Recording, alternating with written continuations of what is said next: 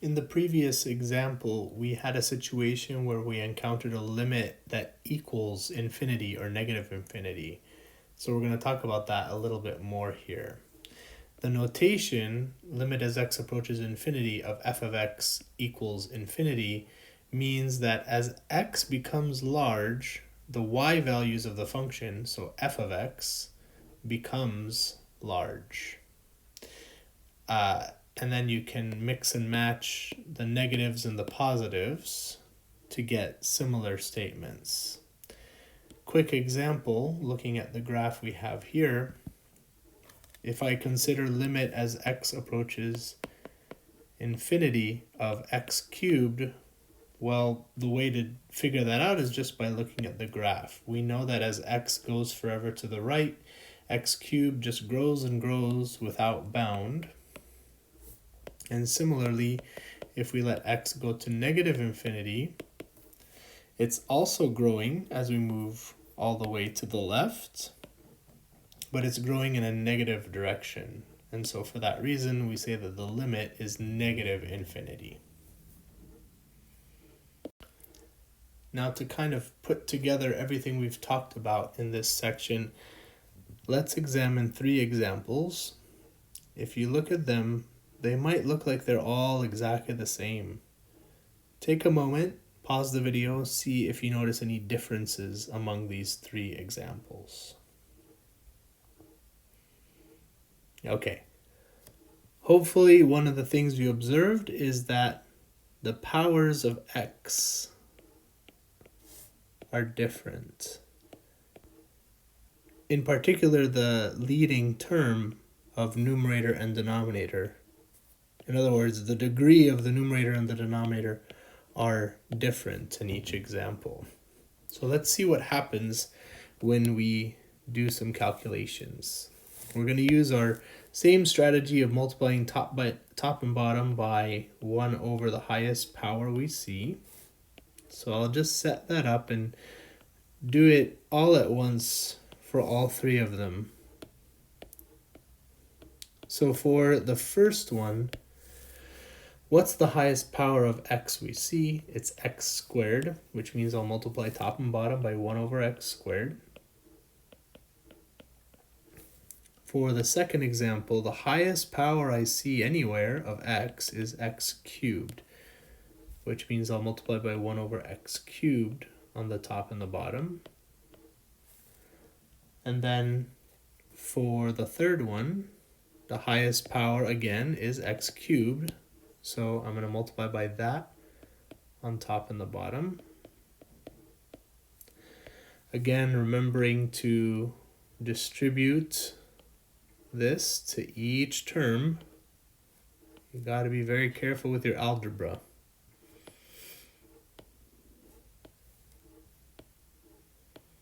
And the reason we're doing all 3 of these examples at once is the subtle differences in each of them. We want to try to understand what's going on, what's causing that. Okay, so what we have next is, for the first example, limit as x approaches infinity of 3 plus 4 over x minus 5 over x squared, all over 1 minus 3 over x squared.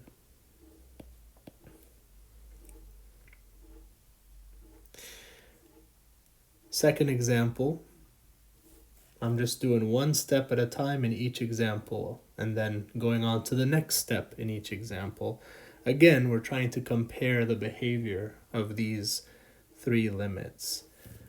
So the second example is going to be limit as x approaches infinity of 3 over x plus 4 over x squared minus 5 over x cubed over 1 minus 3 over x cubed. And the third limit on this screen is going to be limit as x approaches infinity of 3 plus 4 over x squared minus 5 over x cubed, all over 1 over x minus 3 over x cubed. Okay. The first limit here, we think to ourselves, what's happening? Well, we have these familiar something over x to a power things as x goes to infinity.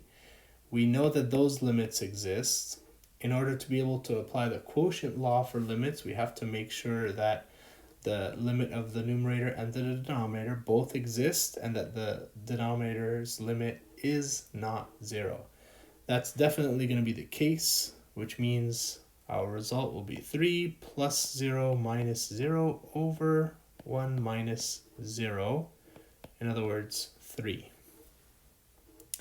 This limit tells us we have a horizontal asymptote, y equals 3.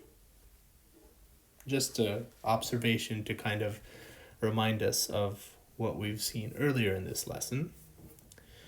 What about this second limit? Well, I have the familiar 1 over x to a power, 1 over x to a positive rational power, and so I know all the limits of these, and the denominator's limit is also not 0, which means I can just go ahead and write 0 plus 0 minus 0 over 1 minus 0 will be the limit, and that simplifies to just 0, and so our horizontal asymptote is y equals 0. What about this third one? So we see again these familiar terms, and we know that these familiar terms are going to go to 0. But what's going on is we have 3 plus 0 minus 0 over 0 minus 0. We're not allowed to use the quotient law for limits because the denominator, even though it has a limit, that limit is 0. So we have to do things in a different way. What we need to notice is that 1 over x compared with 3 over x cubed, 1 over x is always going to be bigger than something over x cubed. As x gets bigger, x cubed is going to be bigger than x, but when we do 1 over that, it's going to make the overall number smaller. So if you don't believe me on that, let me show you a quick fraction example. 2 is less than 20, but 1 over 2 is bigger than 1 over 20. And this pattern holds in general. If I have a is less than b, then 1 over a is going to be greater than 1 over b, assuming, of course, we have that both a and b are positive. In this situation, we can think of x as a positive number because we're letting x go to infinity, positive infinity, which means we can use this idea here. Okay. What I'm trying to do right now is, even though I know the denominator is going to 0, which will make the whole thing probably go to some sort of infinity, I have to figure out whether or not it's going to be positive infinity or negative infinity. I know that the numerator is going to tend to a positive finite number, so I'm focusing just on what's happening in the denominator. In other words, I'm thinking of this the way we thought of the last example in the previous slide. So by that I mean this. We're thinking of it as limit as x approaches infinity of this numerator times 1 over that denominator. And as we saw in that previous example, this first piece will tend to a positive finite number. In general, it's not positive, but for this example, it's positive. It's going to turn out to be 3, which is a positive finite number. And then the second part is the questionable part. We see that the denominator is getting closer and closer to 0 as x goes to infinity. But we need to know whether it's approaching 0 from the right or from the left.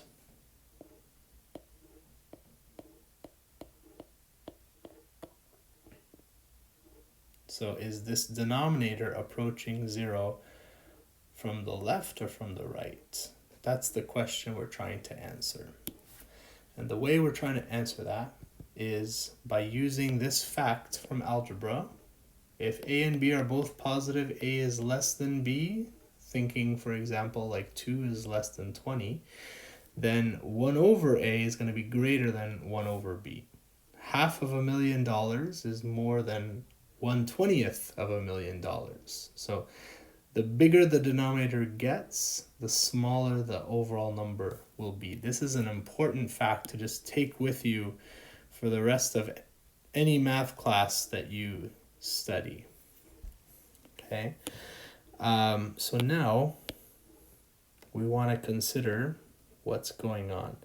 Well, we know that if x is some big positive number,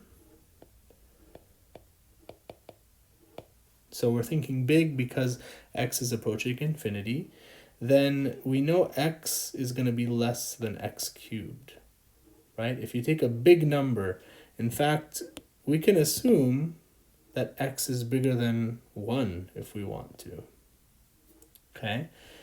If x is bigger than 1, then we know that x cubed is going to be even bigger. Think back to the graph we examined when we first talked about limits that are equal to one of the infinities. So x cubed grows without bound, and it grows faster than x. That tells us that 1 over x is greater than 1 over x cubed. And this difference becomes so stark that it doesn't even matter if there's a 3 being multiplied here. 1 over x will just beat 1 over x cubed as x goes to infinity. So the point is,